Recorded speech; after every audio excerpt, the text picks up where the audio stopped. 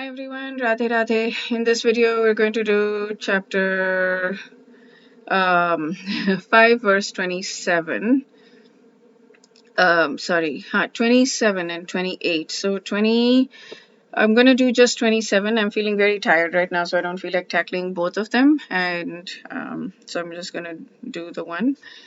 So it'll be kind of a partial verse, which I'll complete in the next video tomorrow. Okay, so let us sing this. I'm going to sing only the first part as well, and I'll explain from both parts, whatever I've understood. It's not long commentaries on either of them. Okay, so let's sing this together. Sparshan kritva bahirbahyansh chakshurkshirvantare bhruvo Pranapanau samau kritva nasabhyantaracharino.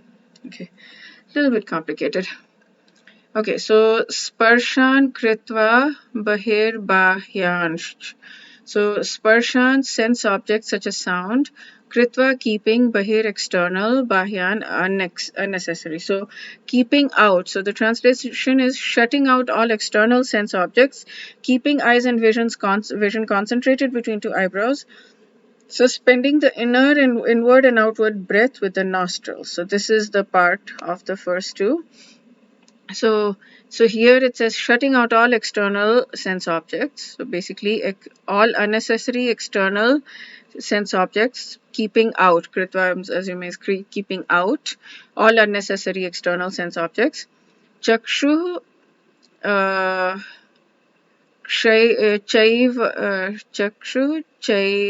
chakshush chaivantare bhruvo.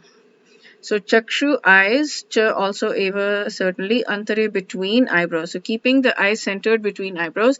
And the way it is done is you don't keep your eyes fully open because then you might get distracted. You don't keep them fully closed because you might sleep. So you keep them half open. That's explained in both purports, Prabhupada and Swami Mukundanand.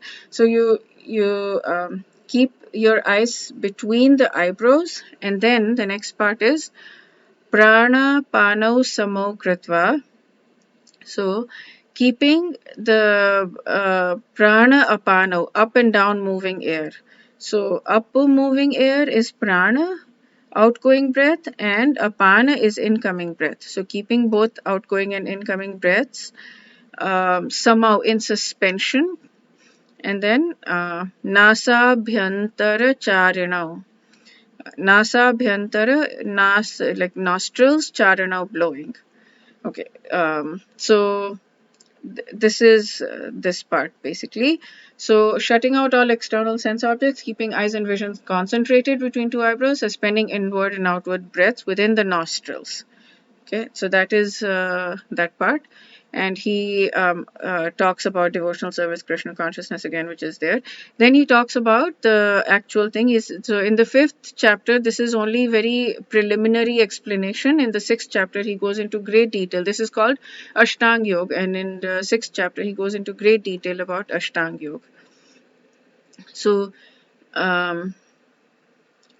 yeah, so and there are 8, it's an Ashtanga Yoga divisible into 8-fold procedure called Yam, Niyam, Asan, Pranayam, Pratyahar, Dharana, Dhyan, and Samadhi. So these are 8 processes of the Ashtanga Yoga, and he talks about keeping your eyes half closed lids, because you don't want to fall asleep, and restraining the breathing. And then he talks again about Krishna consciousness. Here he says Ashtanga Yoga also, or Hatha Yoga.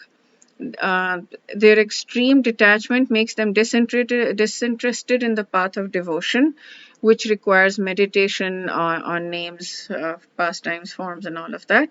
So ascetics shut down sense objects by controlling sight and breath, and he talks about the same thing, half eyes open. Okay, so what he says in the next verse, he is going to, so after these 2 verses, like not in the next verse, but next to next verse, because I've not read the next verse, which is 28.